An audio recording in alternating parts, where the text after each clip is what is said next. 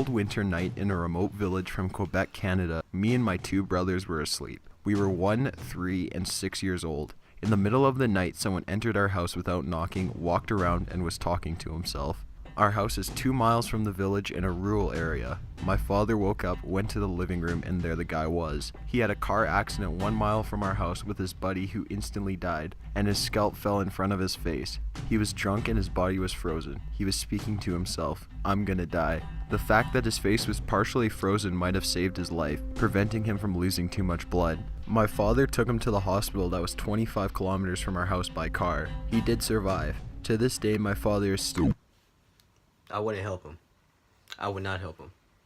I mean, if a guy is walking around in a circle in your front yard saying, "I'm gonna die, I'm gonna die," he coming after me, "I'm gonna die," that is your cue to pack up and leave, or self-defense. Self-defense. Get a gun, a bullet straight through the head, straight through the heart, whatever.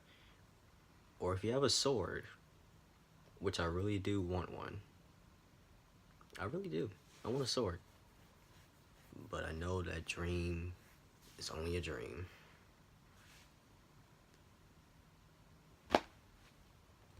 It's only a dream. But yeah, self-defense. I want to help the guy. He's walking around saying, "I want to die, I want to die." No, I want to help him. That guy is obviously possessed. He will kill you. He will, and he probably won't feel bad about it. Bless the fact that we never woke up during that night with all the noise. Number 14. Last year, a guy came to my door at 9 o'clock. Bro, this guy's face on this video right here is creepy. This is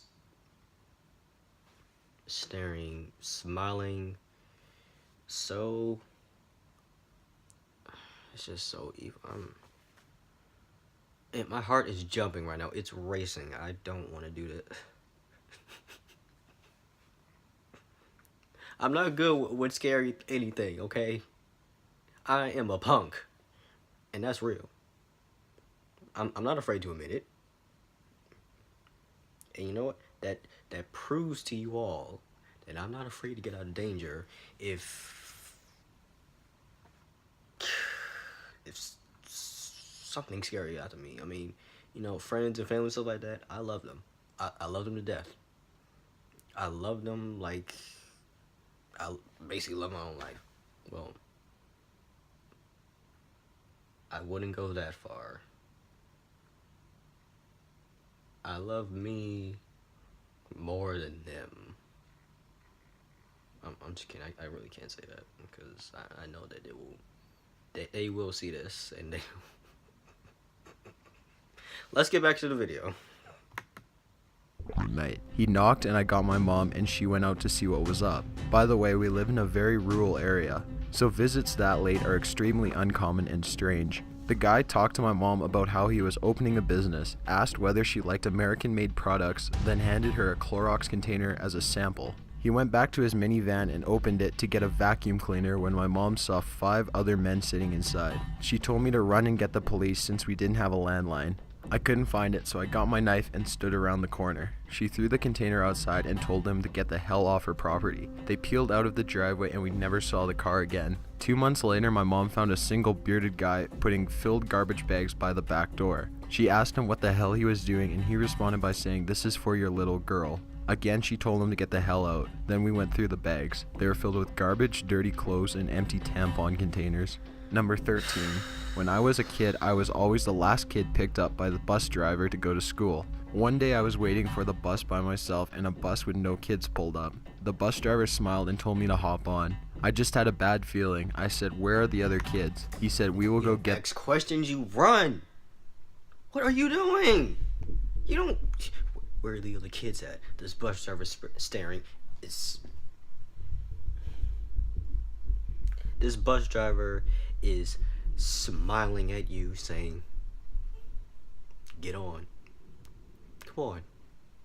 Hop on the bus. Hop on the magic school bus. Don't worry. It's all right.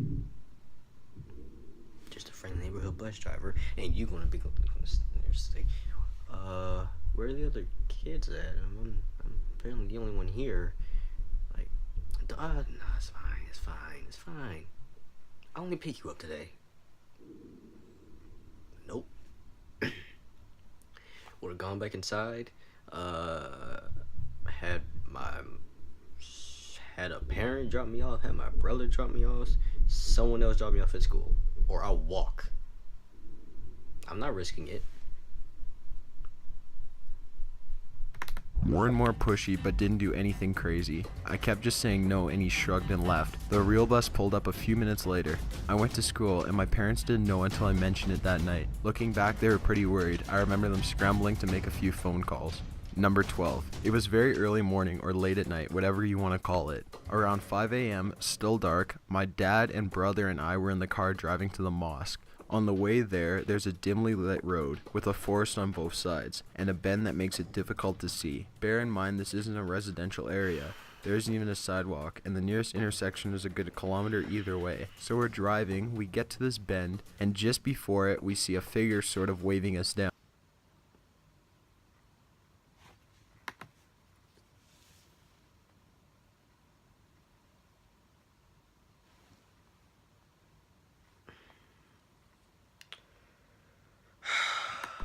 They were dressed kinda odd, but I figured it was some sort of running outfit. I don't want to say it was glowing or reflective because I don't fully remember, but it just made me assume that it was some sort of running outfit. Couldn't make out his face or anything about him other than his clothing. So he's waving us down dramatically. My dad slows down but doesn't really think anything of it. As we turn along the road, we see a car like right freaking there. It was just out of view before the curve in the road, so we would have definitely hit it if my dad didn't slow down. Dad stops, quickly checks on the driver of the car to make sure he's okay, then doubles back for some reason, maybe to thank the guy on the road who warned us. He drove back quite a ways, no one on either side of the road. It was about 60 seconds from initially seeing the guy to Bro, I swear I'm hearing things.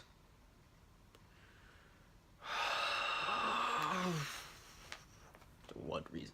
Another reason why I don't do scary videos. I don't do scary anything. Like, apparently my sound hallucinates. I think I hear knocking, something moving, something getting knocked over, something. I don't know. I don't do this. I don't do this. I don't. Lord, let's hurry this up. We're only on 12. Story 12.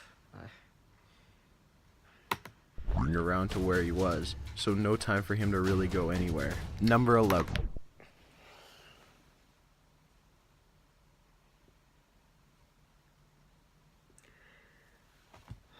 Why when I turn this video back, I turn the video back on. The next story, the last story ended like 2 seconds later. Next story, it shows this guy right here, just like the whatever second story I think was doing. The guy was smiling so hard and so evil, like he was on drugs, on something. And this guy right here, you can tell he's on something. I mean, just look at his teeth. They are small, bloody, black, and everything. I swear, I hope there's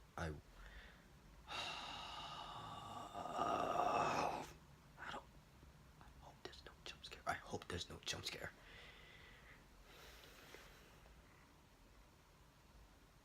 I'm gonna watch Disney videos after this.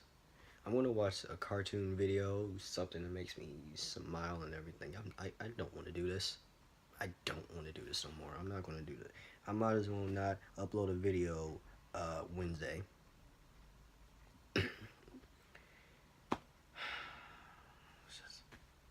Let's just get to it. Let's get to it. I lived in a small college town and my apartment complex was walking distance from the bar downtown area. One weekday night, I stepped out on my front porch to smoke a cigarette or two. I brought my textbook with me and sat down on the stairs while I smoked. A girl who I had never met but who lived one apartment over but down on the ground floor came home from downtown. She was by herself and you could tell from her walk that she had been drinking. She got in her apartment and barely closed the door before some guy who came out of nowhere knocked on her door. She opened it and I noticed he introduced himself, which was kind of weird because it was 2:30 a.m.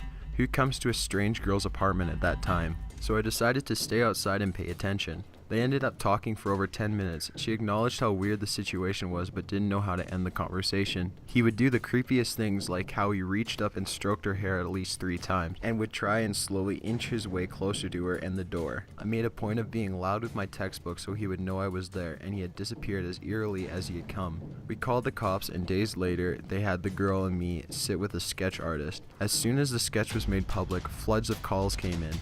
Guy turned out to be a serial rapist who had followed lone girls home from bars and pretended to be a cab offering them rides. This girl got lucky just because she lived so close to the bar and he didn't have a chance to pull the cab routine. Number 10. Went camping with some friends on a hill a few kilometers out in the woods from one of the guy's houses. There's a few hiking / four-wheeling trails in the area that lead up to the hill, so This music is too good. It's too good. It's like that like that drum music with Jaws. Dun dun dun dun dun dun dun dun dun dun dun, stuff like that. But no, this music right here, it's going like like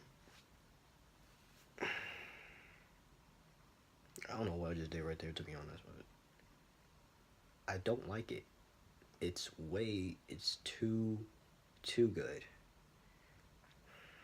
I say I can do just one more story and I'm done.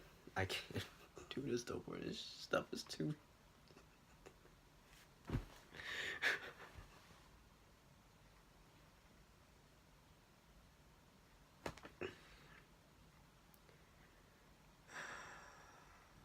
This is my first time.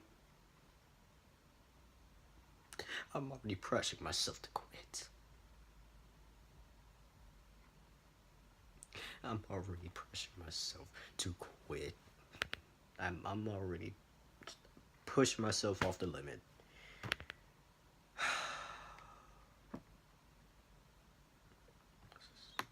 known by the locals. It was about midnight. We had a fire going and was just sitting around having a good time. Then the guy sitting opposite of me yells, "Who are you?" I turn around and there's this man about 6 feet tall staring at us from the edge of the woods with a big rock in his hand. One guy knocked an arrow in the composite bow we had. The guy across from me grabbed the hatchet and I pulled a knife off my belt. We had no clue what we were doing, but the guy wouldn't say anything to us. He eventually just backed into the woods. No sleep was had that night and we kept a very large phone.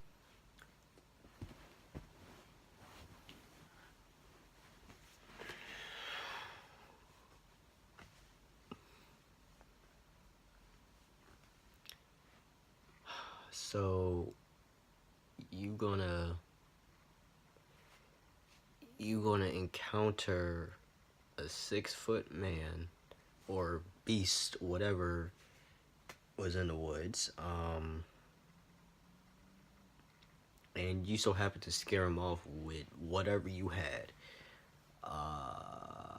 and then you decide to continue to stay outside camping by a lit fire. You gonna think the fire's gonna help you.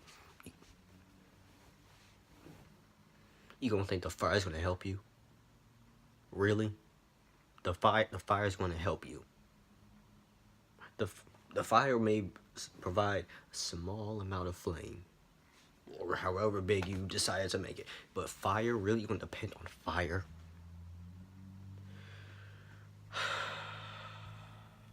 And no sleep was given that night. No. You're stupid. You are stupid. That's all I can say. That's all that can be said. You are stupid. What are you doing?